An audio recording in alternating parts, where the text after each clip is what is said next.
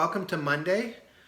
We had another update today. As a matter of fact, we hit for a very short period of time the highest point that we have hit so far, at least on the S&P 500 index, in the recovery. So we're right at the top of the range that I've been talking about. Now, it's not super significant. We could turn back down and go to the bottom of the range, but it is interesting. And it's also interesting to see what led today.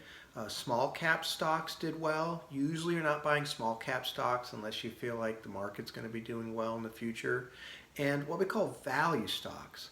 And so I want to just describe value versus momentum. So value stock is a stock that's come down a lot or is considered inexpensive or cheap. Usually there's a reason. So like Boeing. Boeing had problems with one of their planes, the stock was low, and then of course the airlines get hit with the pandemic and it falls even farther. And so if you're buying Boeing, you're expecting that things will eventually get better for Boeing, and even if it gets back to where it was before, you're going to make a pretty significant return. Momentum is another issue where you're looking for stocks that are holding up or doing better than the market, where there's some momentum behind them. I tend to be a momentum investor. I look for things that are already doing well. There is significant money to be made in the value side. The problem is that those companies can go out of business, and I really take care of the money that I'm in charge of, and I'd rather invest in a Microsoft or an Apple instead of a Boeing.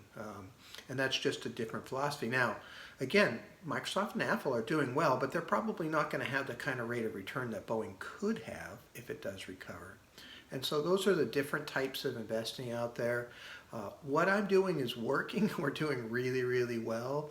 The technology, the cloud, the robotics, the medical side, all of those things are all showing higher strength versus the market, and they continue to do so even today. And so those are the ways that I like to try to make money here. I feel like it's a little bit safer.